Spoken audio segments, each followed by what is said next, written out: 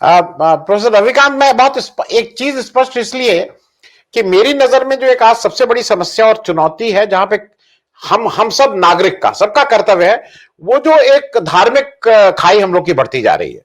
और मैं बहुत स्पेसिफिक चीज इसलिए आपसे पूछ रहा हूं, सुप्रीम कोर्ट जब ऑर्डर देता है कि वो मानता है कि वहां मस्जिद थी, वो टूटी और गलत हुआ, लेकिन फिर वो एक मंदिर निर्माण के लिए सरकार से कहता है कि आप एक न्यास बनाइए, एक ट्रस्ट बनाइए जो ये मंदिर निर्माण कराएगी।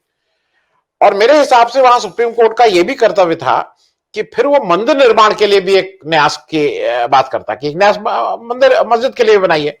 और अगर सुप्रीम कोर्ट ने किसी भी कारण से वो नहीं दिया तो बाद में सरकार का कर्तव्य था।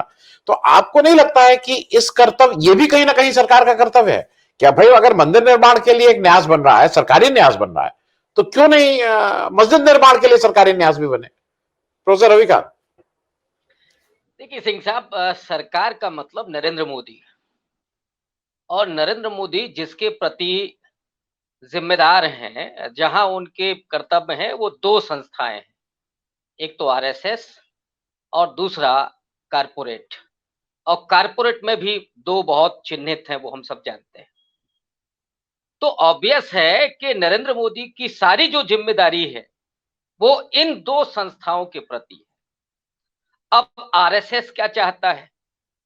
आरएसएस के लिए हिंदुत्व की स्थापना हो इस देश में, भारत हिंदू राष्ट्र बने। और हिंदू राष्ट्र का मतलब, जैसे सावरकर ने जो जिस ढंग से लिखा कि जो अल्पसंख्यक है वो दूसरे दर्जे का नागरिक हो। और उसी में एक और अंडरस्टूड है, वो है कि जो गैर द्विज जातियां हैं, माने दलित है, पिछड़ा है, आदिवासी है, ये केवल सेवक बन जाएं और खेती में काम करें, दस्तकार हों, सड़क का निर्माण करें, घरों में काम करें, लेकिन इन्हें संसाधन विहीन बना दिया जाए। और ताज्जुब तो इस बात का भी है कि जब ये मेगा शो हुआ, तो आप एक की तरफ तो आप इशारा कर रहे हैं और पहले भी कहते रहे कि राम मंदिर के निर्माण के लिए जब नींव रखी गई, जब वो ईंट रखी गई, तो राष्ट्रपति महोदय कहां थे? और इस समय जब इसी कर्तव्य पथ पर जो मेगा शो हो रहा था, उस समय राष्ट्रपति जी कहां थी? क्या वो इसलिए गायब हैं, गैर हाजिर हैं कि साहब वो आदिवासी समुदाय से आती हैं? बाकी तो कराया गया, उनका जो शुद्धिकरण कराया जाना था वो भी वीडियो जारी हुआ। तो आरएसएस का सीधा अपना जो है कि हिंदुत्व तो स्थापित होगा और कैसे कैसे क्या होगा। दूसरा, कारपोरेट का जो मामला है, तो कितने मोदी गायब हो गए, इस देश से भाग गए, उनके प्रति वो जो भागे हैं, मोदी जी का क्या कर्तव्य था? काला धन वापस लाएंगे, अच्छे दिन आएंगे, सारा भ्रष्टाचार खत्म हो जाएगा, 2 करोड़ नौकरियां देंगे हर साल, किसानों की आमदनी दोगुनी हो जाएगी 15 अगस्त 2022 को। अब तो आगे भी हम लोग चले गए हैं। ये जो कर्तव्य है, क्या मोदी जी को याद है? और दूसरा, मुझे तो जो चीज इधर दिखाई पड़ती है, आपको, आप सबको याद होगा, सारे लोग विद्वान हैं यहां, पहली बार एक तो संविधान में कर्तव्यों का कोई जिक्र नहीं, लेकिन पहली बार कर्तव्य कब याद दिलाए गए? 72वें संविधान संशोधन 1976 के जरिए बाकायदा मौलिक कर्तव्य स्थापित किए गए। और वो दौर कौन सा था? आपातकाल का। और ये अघोषित आपातकाल है। तो ये कर्तव्य पथ जो बनाया जा रहा है, वो इसलिए बनाया जा रहा है, प्रोफेसर दीक्षित जी जिस बात को कह रहे थे कि हमें हमारे अधिकार चाहिए, मैं उसी में जोड़ रहा हूं। ये कर्तव्य इसलिए याद दिलाए जा रहे हैं कि कोई भी आंदोलन न करे, चाहे वो किसान हो, मजदूर हो, नौजवान हो, दलित कितना भी प्रताड़ित हो, कभी उनको अगर लगेगा ऐसा, तो वो आकर के किसी विश्वविद्यालय में घोषित कह सकते हैं कि साहब हमको मारिए, हमारे दलित भाइयों को मत मारिए। आपका कर्तव्य क्या था?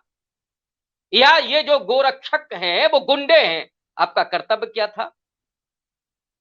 जो भी घटनाएं हो रही हैं, चीन जिस तरह से गलवान घाटी में घुसा हुआ था, आपका कर्तव्य क्या था? जिस समय लाखों लोग ऑक्सीजन की कमी से मर रहे थे, आपका कर्तव्य क्या था? आपको वो याद नहीं है। आप लोगों के सामने भी नहीं आए। पिछले 8 साल में क्या एक कर्तव्य कि मीडिया के सामने आकर के अपनी बात रखना, वो कभी ड्यूटी निभाई नरेंद्र मोदी ने? नहीं निभाई।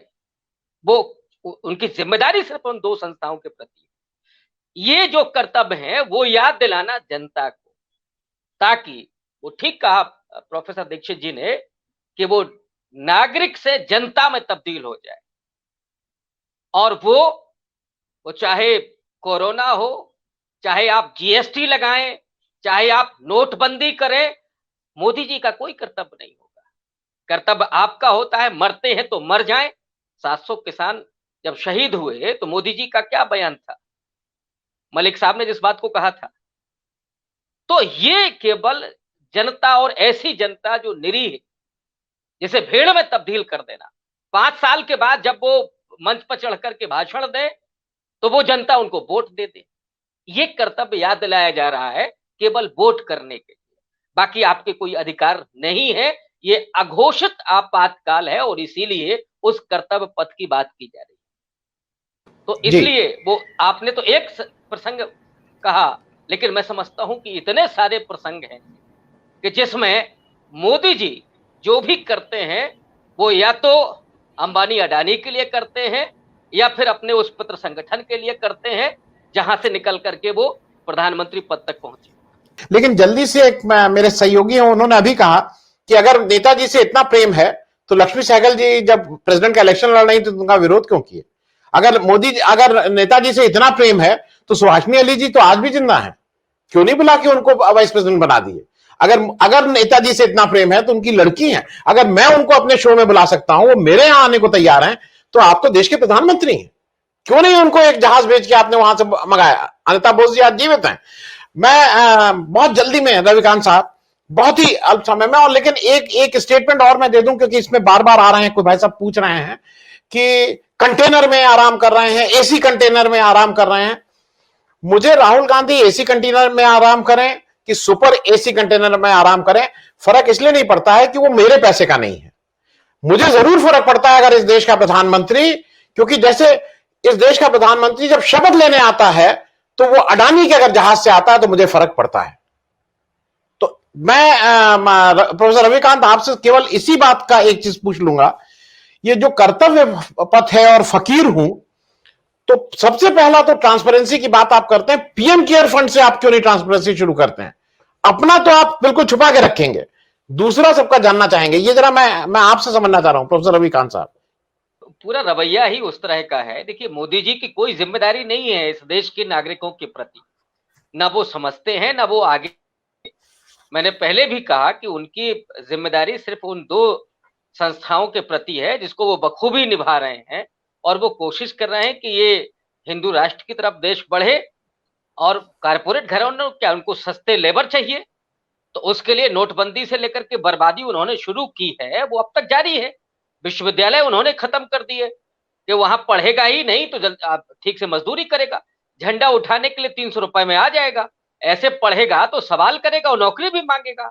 तो इसलिए धीरे धीरे उस नागरिकता बोध को ही खत्म कर दिया जाए कि जो प्रधानमंत्री से सवाल कर सके, अपने अधिकारों की बात कर सके, और उसको केवल याद दिलाया जाए कि आपका कर्तव्य बस ये